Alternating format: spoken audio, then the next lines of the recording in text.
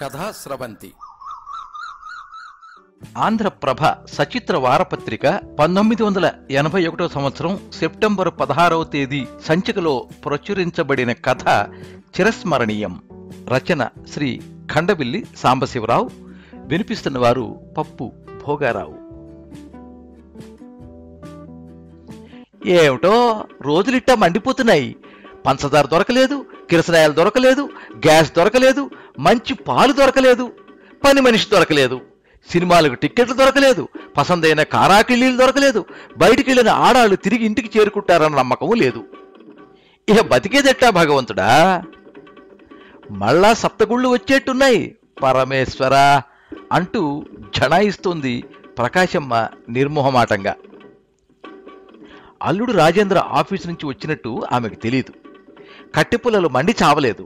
వంటిల్లు పొగతో ఊటీ బాబులా ఉంది. కళ్ళు ఒళ్ళు తెగమండి లోకం మీద విరుచుకుపడుతోంది.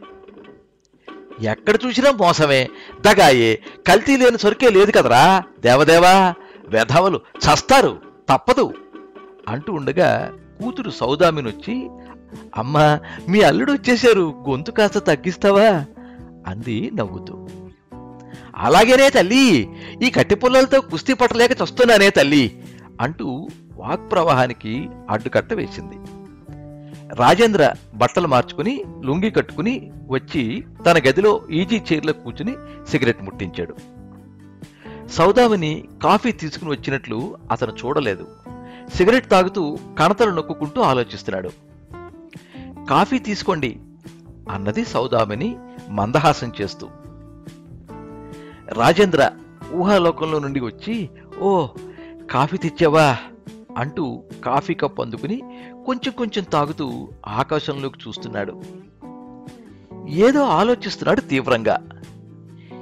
ఏదో పెద్ద సమస్య ఎదురై పరిష్కారం దొరక్క సుడిగుండంలో కొట్టుకుంటున్నట్లున్నాడు. మళ్ళా ఆఫీసులో ఏ గొడవలు జరగలేదు కదా అడగడానికి సౌదామినికి ధైర్యం చాలలేదు. ఏమిటి మీ అమ్మగారు అరుస్తున్నారు అంటూ సౌదామినికి కప్పు అందించాడు రాజేంద్ర. కట్టిపుల్లలు మండక దాన్ని కాల్చుకు తింటున్నాయి. గ్యాస్ ఉండగా కట్టిపుల్లలు ఎందుకు? ఊళ్ళో గ్యాస్ దొరకలేదు, బొగ్గులు దొరకలేదు, కిరసనాయలు దొరకలేదు.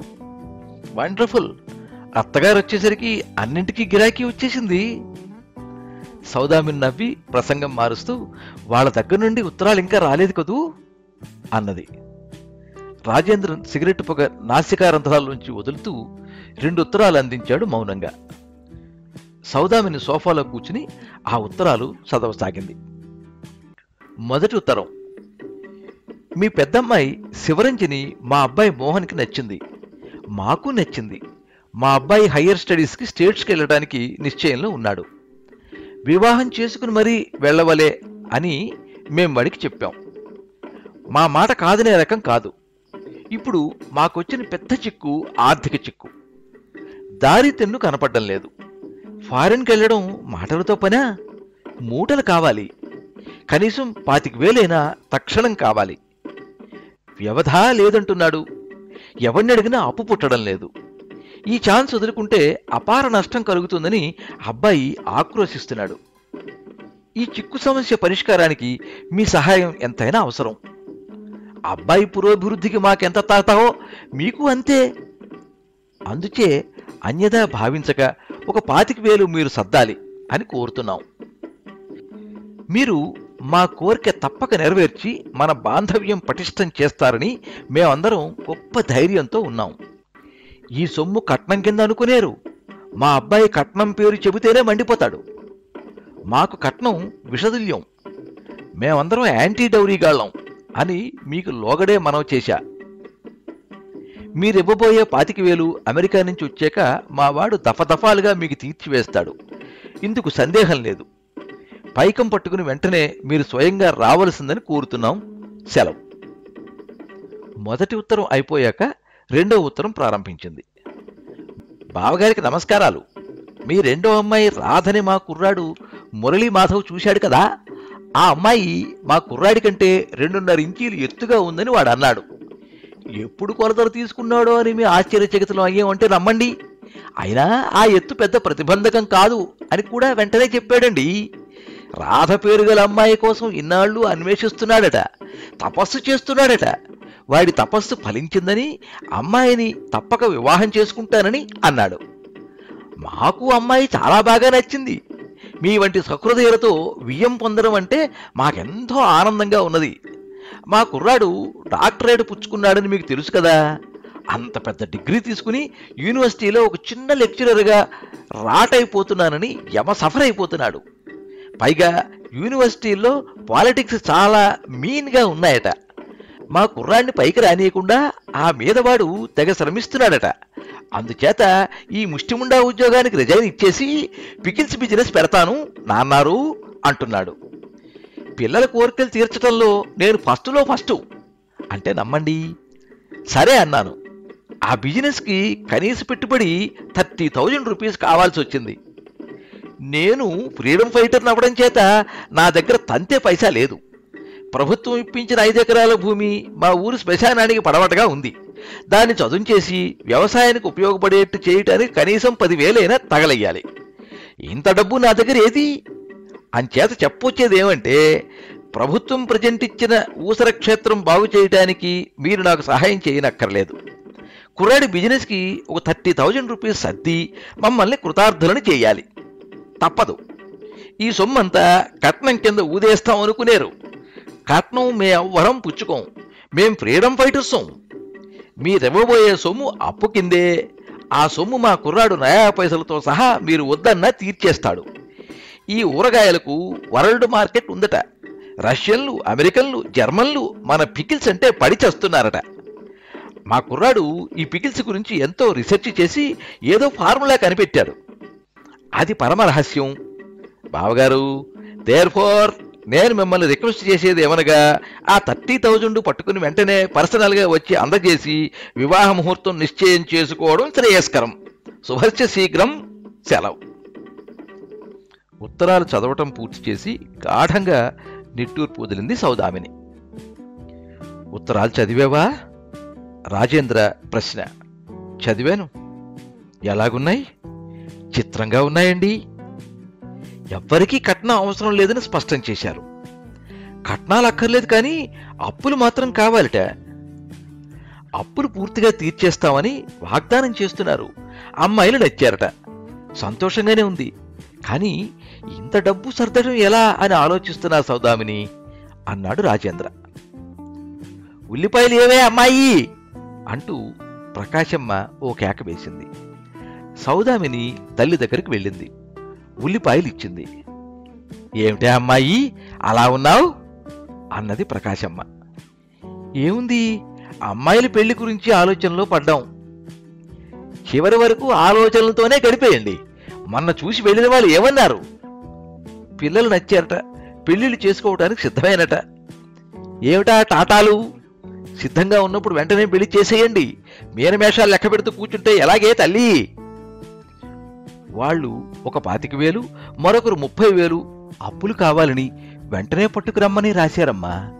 55,000 ఇవ్వడానికి మా దగ్గరంత డబ్బేది? 55,000? అది కూడా అప్పా? అవ్వా, ఉత్త ముష్టి వెధవల్లా ఉన్నారే అమ్మాయి. చూసుకోండి బురదలోకి దిగే ముందు. వాళ్ళు ముష్టివాళ్ళు కాదమ్మా. కుర్రాళ్ళు మంచి ఉద్యోగాల్లోనే ఉన్నారు. సంబంధాలు మంచివి. అయితేనే అప్పు ఇవ్వడానికి మా దగ్గర అంత డబ్బేది? ఏమిటో మా కర్మ, వాళ్ళ కర్మ అన్నది సౌదామిని. ప్రతిదానికి కర్మ కర్మ అంటే ఒప్పుకోను. వచ్చే జీతం చాలదంటే ఒప్పుకుంటా. చాలనప్పుడు చేతులు పిసుక్కుంటూ కూర్చుంటే ఎలా అంటాను? అల్లుడు చేస్తున్న ఉద్యోగం ఒకటో రకమైంది. అయితే ఏం లాభం? ఆయన పైసా పుచ్చుకోనంటాడు. ఈ రోజుల్లో ఈ దేశంలో లంచాలు పుచ్చుకోని వాడిని ఒక్కడిని చూపిస్తే నా చెవి కోయించేసుకుంటా. జీతం చాలలేదు కాబట్టి మొహమాటం పడక ఎంచక్కా పుచ్చుకోవాలి. పుచ్చుకోపోతే ఆ తప్పు మీదే. అందరూ 2 చేతులా దోచేస్తున్నారు. అలాంటప్పుడు మీరెందుకు ఊరుకోవాలి? నీతి, నిజాయితీ, ధర్మం, న్యాయం అంటూ ఏవేవో ధర్మపన్నాలు వల్లిస్తూ అల్లుడు మడిగట్టు కూర్చుంటే నష్టపడుతుంది మీరేనా, మరొకరా?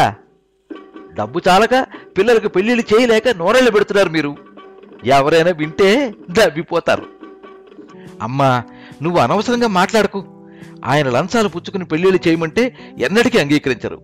నీతి నిజాయితీలతో అగ్నిహోత్రంలో అతి పవిత్రంగా జీవిస్తున్న ఆయన గారు నీ మాటలు వింటే మండిపడతారు అంది సౌదామిని. లంచం లంచం అని ఈసడిస్తున్నారు, కానీ లంచం అన్న పదానికి అర్థం తెలుసుటే మీకు? ఇతరులను బాధించి పుచ్చుకున్న డబ్బునే లంచం అంటారు. పార్టీలు మనకు సంతోషంతో ఇచ్చిన డబ్బుని కానుక అంటారు. భక్తులు ఇచ్చే కానుకల భగవంతుడే సంతోషంతో స్వీకరించి ఇచ్చిన వాడిని అనుగ్రహిస్తాడు. అలాంటప్పుడు మీరు మాత్రం పుచ్చుకుంటే తప్పేమిటే తల్లి? ఒకరికొకరం సాయం చేసుకోకపోతే ఈ లోకంలో ఎలా బతకగలం? అల్లుడి గారికి అన్నీ అవినీతులే, అన్యాయాలే, అధర్మాలే. అందుచేతనే ఇలా దిగజారిపోతున్నారు ఆర్థికంగా. పిల్లల పెళ్లిళ్ళ కోసమైనా పుచ్చుకోకపోతే ఎట్టా అంది కళ్ళు ఎగరేస్తూ. అత్తగారు, మీ ఉపదేశం అంతటితో ఆపండి అని సింహగర్జన చేశాడు. ప్రకాశమ్మ హడలిపోయింది. లంచాలు పుచ్చుకోమనా మీ ఉద్దేశం? ఆ మాట మరోసారి మీరు అన్నారంటే నేనేం చేస్తానో చెప్పలేను. ఆర్థికంగా నేను ఇబ్బందులకు లోనైనా నేను బాధపడను. పిల్లల పెళ్లిళ్ళ కోసం అన్యాయంగా ధనం ఆర్జించడం చస్తే చేయను. నా నీతి నియమాలను సమాధి చేయలేను. అది ఆత్మహత్యా సదృశ్యం. తెలిసిందా అండి? మా బాగోగులు మేము చూసుకుంటాం, మీ సలహా చస్తే పాటించను అంటూ మండిపడ్డాడు రాజేంద్ర. ఉన్నమాట అంటే ఉలుకు, మీ యోగక్షేమాలు కోరేదాన్ని కాబట్టి మీరు విన్నా వినకపోయినా నాకు తోచింది చెప్పాను. నీతి నియమాలను పట్టుకుని ఆరాధిస్తున్న మీరు ఎవరినీ సుఖపెట్టలేరు. కనీసం మీరైనా సుఖంగా లేరు. మిమ్మల్ని ఆశ్రయించుకుని ఉన్న భార్యా బిడ్డలు కానీ ఆఫీస్ సిబ్బంది కానీ మీ వల్ల ఏ విధమైన సుఖ సంతోషాలు పొందలేకపోతున్నారు. ఆఫీస్ సిబ్బంది మీ చెడ్డ శాసనానికి తట్టుకోలేక సెలవుల్లో పోతున్నారు. వాళ్ళ కస్పి అంతా మీ నుంచే పోయిందని మొన్న ఒకడు వచ్చి ఏడ్చెళ్ళాడు. ఆడపిల్లలకు పెళ్లిళ్ళు చేయలేకపోతున్నారు. ఉన్న ఒక్క కొడుక్కి చిన్న ఉద్యోగం సంపాదించలేకపోయారు. మీ తోడేలుడు చూడండి, అప్పుడే 2 మేడలు కట్టి ఓ కారు కూడా కొనేశాడు. బతుకు తెరువు తెలియాలి, ఒకరు చెప్పిందైనా వినాలి. చాదస్తం మనిషి చెబితే వినడు, కొడితే ఏడుస్తాడట. నా కూతురి స్థితి గతి చూడలేక ఏదో అన్నాను. నా మీదకు యుద్ధానికి బయలుదేరారు. మీరు అల్లుడు గారు అనుకున్నాను కానీ మల్లుడు గారు అనుకోలేదు. ఉంటే తింటారు, లేకుంటే పస్తుంటారు, వెళుతున్నా అంటూ కళ్ళు ఒత్తుకుంటూ సంచిలో బట్టలు సర్దుకుంది. సౌదామిని బతిమాలుతున్నా వినక వెళ్ళిపోయింది ప్రకాశమ్మ. అత్తగారి అహంకారానికి మూర్ఖత్వానికి నిశ్చేష్టుడయ్యాడు రాజేంద్ర. లంచాలు పుచ్చుకోమని సలహా ఇవ్వడం వాట్ ఏ డౌన్ ఫాల్. జీతం చాలక తను బాధపడవచ్చుగాక, నలుగురిలా వేషం వెయ్యలేకపోవచ్చుగాక, ప్రాణం పోయినా తను అవినీతికి పాల్పడడం కల్లా. తను బాధ్యత గల ఆఫీసరు. ప్రజాసేవ చేయటం తన కర్తవ్యం. ప్రజలను మోసగించి పెళ్లిళ్ల కోసం, తన విలాసాల కోసం ధనార్జన చేయటం ఏ పరిస్థితుల్లోనూ జరగదు. నీతి నిజాయితీలే తనకు ఆత్మరక్షలు. తన భార్య బిడ్డలు తన ధర్మపంతాకు దోహదకారులే గాని విద్రోహులు కారు. తను నిజంగా గొప్ప అదృష్టవంతుడే. వేళ్ల మధ్య కాలిన సిగరెట్ చుర్రుమనిపించడంతో మళ్ళా ఈ లోకంలోకి వచ్చాడు Rajendra. Coming to the point, వాళ్ళ ఉత్తరాలకి ఏం జవాబిద్దాం అన్నాడు చిరునవ్వుతో. ఇవ్వడానికే ఉంది, 55,000 మన అట్ట ఇవ్వగలం. గుంటూరులో ఉన్న ఇల్లు అమ్మేద్దాం. ఉన్న ఒక్క కొంప అమ్మేయడమే ఆశ్చర్యం ప్రకటించింది సౌదామిని. రెండో మార్గం లేదు సౌదామిని. ఎలాగైనా 2 పిల్లల పెళ్లిళ్ళు చేయాల్సిందే. ఎన్నో సంబంధాలు తప్పిపోయాయి. వీటిని జారబిడిస్తే మళ్ళా దొరకడం చాలా కష్టం. నేనా ఎక్కడికి తిరగలేకపోతున్నాను. పెళ్లి కొడుకులు 2 బాగా చదువుకున్నవారే, మంచి ఉద్యోగాల్లో కూడా ఉన్నారు. రెండో ఆలోచన పెట్టుకోకుండా ఇల్లు అమ్మేద్దాం అన్నాడు దృఢస్వరంతో. హఠాత్తుగా అక్కడికి వచ్చిన శివరంజని రాధలను చూశారు భార్యాభర్తలిద్దరూ. ఏమమ్మా ఇలా వచ్చారు అన్నాడు మందస్మితం చేస్తూ రాజేంద్ర. అక్క చెల్లెళ్ళిద్దరూ ఒకరి ముఖం ఒకరు చూసుకుంటూ సిగ్గుల మొగ్గలై నుంచున్నారు. శివరంజని చివరికి ధైర్యం చేసి ప్రారంభించింది. మీ సంభాషణ మా చెవిని పడింది నాన్నారు. గుంటూరులో ఉన్న తాతగారిచ్చిన ఇల్లు అమ్మి మా పెళ్లిళ్ళు చేస్తా ఉంటున్నారు మీరు. ఇల్లు అమ్మి పెళ్లి చేయటానికి మేము ఎంత మాత్రం అంగీకరించన్నా అన్నారు. ఒక పక్క కట్నాలు సుతరాము వద్దంటూ మరొక పక్క నుంచి అప్పులు అడుగుతున్నారు. అగ్గి అన్నా నిప్పు అన్నా ఒకటేనండి. ఏదో పేరుతో డబ్బు లాగేయటానికి సిద్ధపడ్డారు వాళ్ళు. డబ్బు ఇస్తేనే పెళ్లికి ఒప్పుకుంటారు. ఆ విధంగా డబ్బు ఇచ్చుకుని ఆ నరపశువుల్ని ఎంత పెద్ద ఉద్యోగస్తులు అయినప్పటికీ మేం పెళ్లాడదలుచుకోలేదు. మేం కూడా బాగా చదువుకున్నాం. మాకు లోకజ్ఞానం, ఆత్మాభిమానం ఉన్నాయి. స్త్రీ తక్కువ, పురుషులు ఎక్కువ అన్న మనస్తత్వం ఉన్న వ్యక్తుల్ని వివాహం ఆడడానికి మాకు మనస్కరించడం లేదండి. మేము ఉద్యోగాలు చేసుకుని హాయిగా బతకగలం. పెళ్లిళ్ళు కాలేదని మాకు ఏ విచారం లేదు. మీరు ఏ విచారం పెట్టుకోకండి అన్నారు. ఇల్లు మాత్రం అమ్మకండి ప్లీజ్ అని మృదు మధురంగా చెప్పింది శివరంజని. నా ఒపీనియన్ అదే డాడీ. డబ్బిచ్చుకుని చస్తే మ్యారేజెస్ చేసుకోం. ఇది మా శపథం. ఇల్లు మాత్రం అమ్మొద్దు అంది తీవ్ర స్వరంతో Radha. Well set my darlings. Rajendra కూతుళ్ళు అనిపించారు. I'm proud of you.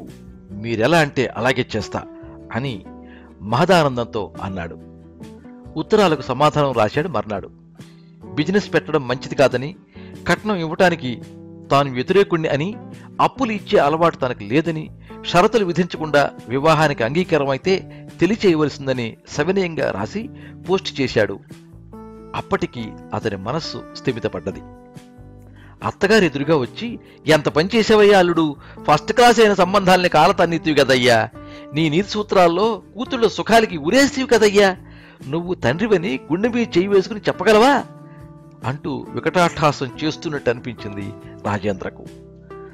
అతని మనస్సు కొంచెం వికలమయ్యింది. తాగుతున్న సిగరెట్ ని విసిరి పారేశాడు కసిగా. నాగేష్ ఉద్యోగం వేటలో ఉన్నాడు. ఇంటర్వ్యూలకు వెళ్తున్నాడు, వస్తున్నాడు. ఉద్యోగం ఏదీ దొరకలేదు. చాలా నిస్పృహలో ఉన్నాడు. తాను ఎంఎస్సీ ఫస్ట్ క్లాస్, యూనివర్సిటీకి సెకండ్, అయినా అదృష్ట దేవత తన్ను వరించలేదు. అనుకోకుండా మళ్లీ ఇంటర్వ్యూకి పిలిపొచ్చింది. నాగేష్కి సంతోషం కలగలేదు. ఇది మామూలు తతంగమే. ఉద్యోగాలు ఎవరికి ఇవ్వాలో ముందే నిర్ణయం అయిపోతోంది, తర్వాతే ఇంటర్వ్యూలు. అంతా ఐవాష్. అయినా స్వయంవరం చాటించాక ముస్తాబై వెళ్ళక తప్పదు కదా. రాజేంద్ర ఆఫీస్కి వెళ్లటానికి సిద్ధంగా ఉన్నాడు. సౌదామిని సిగరెట్ పెట్టి అందిస్తోంది. నాగేష్ తండ్రి దగ్గరకు వచ్చి నించున్నాడు. ఏమాయ్, ఏం కావాలి అన్నాడు కొడుకుని చూస్తూ రాజేంద్ర. రేపు ఇంటర్వ్యూకి వెళ్తున్నా అన్నా అన్నాడు నాగేష్. శుభం, వెళ్ళు. ఇంటర్వ్యూ బోర్డులో మీ ఫ్రెండ్ శేఖర్ ఉన్నారట. అయితే మరీ మంచిదే. మీరు ఈ సాయంత్రం ఒకసారి ఆయన్ని కలిసి నా గురించి చెప్పాలి. రాజేంద్ర చిరునవ్వు నవ్వి, వాడికి ఏం చెప్పక్కర్లేదు అయ్, వాడు మెరిట్ అంటే పడి చేస్తాడు, రికమెండేషన్ చేసి ఎదురు తిరుగుతాడు, ముక్కుసూటిగా పోయే రకం వాడు అన్నాడు. అయినా ఒక్కసారి మీరు చెప్పాలండి.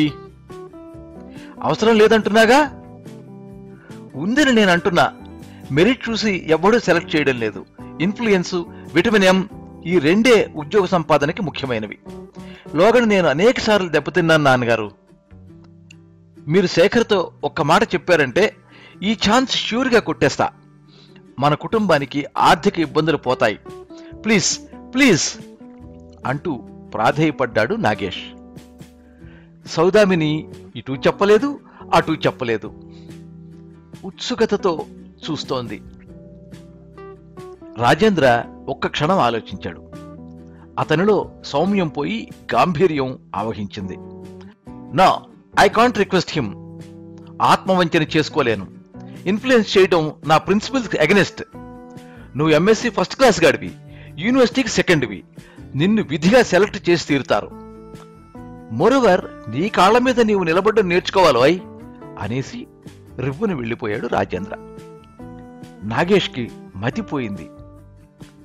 తల్లి సముదాయించింది. మర్నాడు ఇంటర్వ్యూకి వెళ్ళాడు నాగేష్. ఇంటర్వ్యూ బోర్డు మెంబర్లందరినీ తన ప్రతిభచే మెప్పించాడు. 4 ఖాళీలకు 40 మంది వచ్చినా తను సెలెక్ట్ అవడం ష్యూర్ ష్యూర్ ష్యూర్. ఆ రోజు నాగేష్ చాలా హుషారుగా ఉన్నాడు.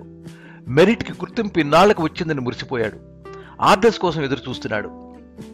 అనుకున్నట్టుగా అతనికి ఆర్డర్స్ రాలేదు. తన స్నేహితులకు 4 ఆర్డర్స్ వచ్చాయి.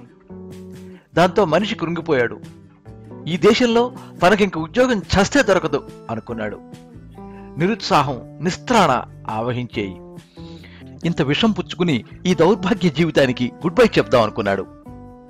పక్షులు కూడా రెక్కలు రాగానే స్వతంత్ర జీవితానికి ఎగిరిపోతాయి, కానీ తల్లి పక్షి మీద ఆధారపడవు. తను ఆ పక్షుల కంటే కూడా నికృష్టుడిగా తయారయ్యాడు. తను ఎన్నాళ్ళు తల్లిదండ్రుల మీద ఆధారపడ్డం? తన జీవితానికి ఇహ ఉత్సాహం శూన్యం. తను బ్రతకటం వ్యర్థం. అతనికి లోకం మీద కసి, పగ పుట్టుకొచ్చాయి. ఆ రాత్రి కొడుకు రాకపోవటంతో సౌదామిని భయభ్రాంత అయింది. భర్తతో చెప్పింది, నాగేష్ మధ్యాహ్నం భోజనానికి కానీ రాత్రి భోజనానికి కానీ రాలేదని, ఎక్కడికి వెళ్ళాడో తెలియలేదంది. తనకు చాలా బెంగగా ఉందంది. రాజేంద్రకి అంతా అయోమయంగా ఉంది. నాగేష్ ఆ మరునాడు రాలేదు, ఆ తర్వాత కూడా రాలేదు.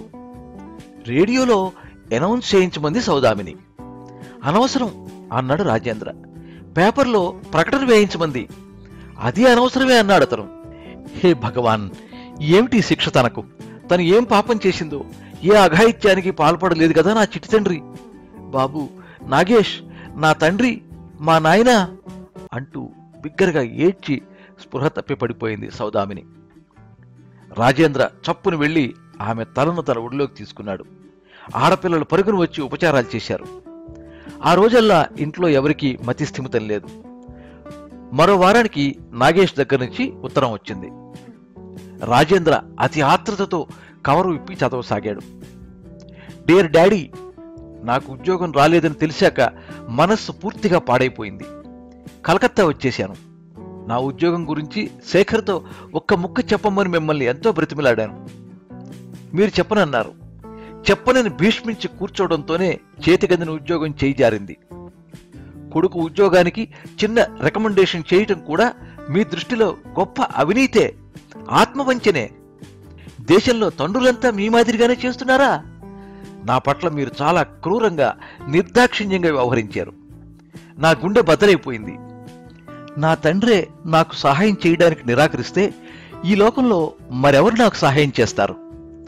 ఆత్మీయులని చెప్పుకోవటానికి నాకు ఈ లోకంలో ఎవరూ లేరనిపించింది. నీతి నియమాలపై నాకిప్పుడు యావగింపు కలిగింది. నేనేం చేస్తానో నాకే తెలియటం లేదు. ప్రస్తుతం నేను నా స్నేహితుడు గోఖలే దగ్గరున్నాను.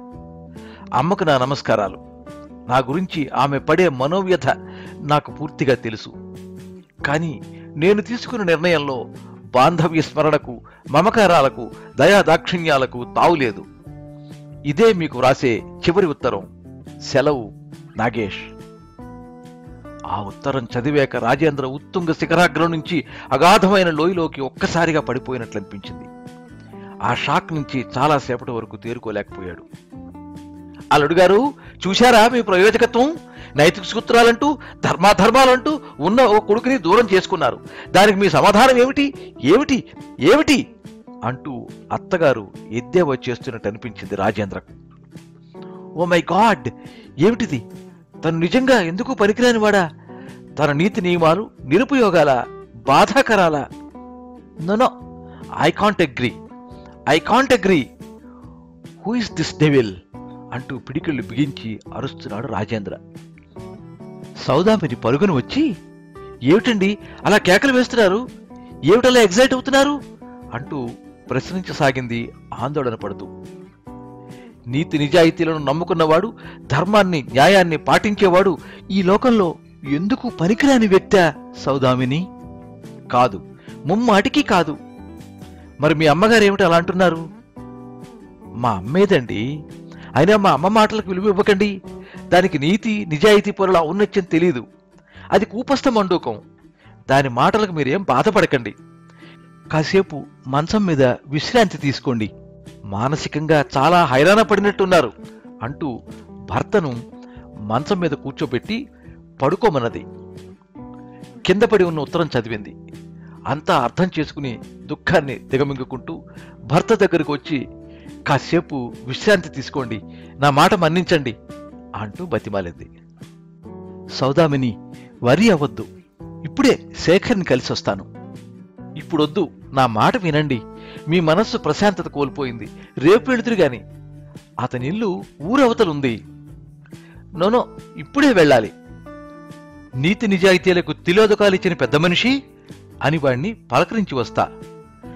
నవ్ ఇట్ సెల్ఫ్ అంటూ బాణంలా రిబ్బుని వెళ్ళిపోయాడు రాజేంద్ర. సౌదామిని నిస్సహాయురాలై కన్నీరు కారుస్తూ అతను వెళ్లిన వైపే చూస్తూ ఉండిపోయింది. శేఖర్ ఇంటి దగ్గరే ఉన్నాడు. రాజేంద్రని చూసి ఎదురుగా వెళ్లి సాదరంగా ఆహ్వానించాడు లోనికి. కాఫీ ఇస్తే తాగనన్నాడు రాజేంద్ర. ఏమిట్రా కాఫీ ఇస్తే తాగనంటున్నావు? మనిషివేం బాగాలేవు, నలతగా ఉందా? ఏమిటలా దుమదుమలాడుతున్నావు అన్నాడు శేఖర్. నీతి నిజాయితీలకు తిలోదకాలు ఇచ్చిన మనుషుల్ని చూస్తే నేను అలాగే ఉంటాను. ఎవడ్రా ఆ వ్యక్తి? ఎదురుగా ఉన్న వ్యక్తే. ఓ నేనేనా? నువ్వే, అవును నువ్వే. ఎంఎస్సీ ఫస్ట్ క్లాసు, యూనివర్సిటీకి సెకండ్ వచ్చిన నా కొడుకుని సెలెక్ట్ చేయకుండా ఆర్డినరీ ఎంఎస్సీలను సెలెక్ట్ చేసిన వ్యక్తికి నీతి నిజాయితీ ఉన్నాయంటావా? ఇన్ఫ్లుయెన్సు, డబ్బు ఈ రెండేనా సెలక్షన్కి అర్హతలు? మనుషులలో వ్యక్తిత్వాలు చచ్చాయా? ఇంతలా దౌర్భాగ్య స్థితికి దిగజారిపోతుంటే నా బ్లడ్ బాయిల్ అయిపోతుంది. వాట్ ఈజ్ యువర్ ఎక్స్ప్లెనేషన్ అంటూ బిగ్గరగా మాట్లాడసాగాడు రాజేంద్ర. రాజేంద్ర, ఉద్రేకపడకు, నీ బాధ నాకు అర్థమైంది. నీ కొడుకుని మెరిట్ మీదే సెలెక్ట్ చేశాం ఫస్ట్. మీద నుంచి చాలా ప్రెషర్ వచ్చింది. దాంతో లిస్టు తారుమారైంది. ఎట్టి పరిస్థితుల్లోనూ ఫైనలైజేషన్ అయిన లిస్టుని మార్చడానికి వీల్లేదని నేను ప్రతిఘటించాను. కానీ లాభం లేకపోయింది. నా వల్ల ఏం అల్లరొస్తుందో అన్న భయంతో మీవాడికి కూడా ఆర్డర్స్ ఇవేళే ఇచ్చారు. వాణ్ణి వెంటనే జాయిన్ అవ్వమను. నేను నీకు అపకారం చేసినట్టయితే నన్ను క్షమించరా అన్నాడు శేఖర్ బాధగా. రాజేంద్ర కొయ్యబారిపోయాడు. సారీరా శేఖర్, నిన్ను అపార్థం చేసుకుని ఏవేవో అన్నాను, నన్ను క్షమించరా. నా కొడుకు ఉద్యోగం రాలేదని, అన్యాయానికి బలైపోయానని ఆక్రోశిస్తూ ఇల్లు వదిలి కలకత్తా వెళ్ళిపోయాడురా. వాడు మరి రాడు అన్నాడు దీనంగా రాజేంద్ర. మీరింతవరకు చిరస్మరణీయం కథ విన్నారు. రచన శ్రీ ఖండవిల్లి సాంబశివరావు. వినిపించిన వారు పప్పు భోగారావు. ఈ కథ మీద మీ అమూల్యమైన అభిప్రాయాన్ని కింద కామెంట్ బాక్స్లో రాయండి. ఈ వీడియోని లైక్ చేయండి, మీ మిత్రులందరికీ షేర్ చేయండి. ఇలాంటి మరిన్ని మంచి కథలు వినిపించడానికి ఈ ఛానల్ని సబ్స్క్రైబ్ చేసుకోండి. పక్కనే ఉండే బెల్ ఐకాన్ని క్లిక్ చేస్తే ఇలా అప్లోడ్ చేసే వీడియోల వివరాలన్నీ కూడా మీకు ఎప్పటికప్పుడు నోటిఫికేషన్ ద్వారా తెలుస్తాయి. ఎప్పుడు మీ అభిమానాన్ని కోరుకునే పప్పు భోగారావు. సర్వే జనాః సుఖినో భవంతు. కథా స్రవంతి.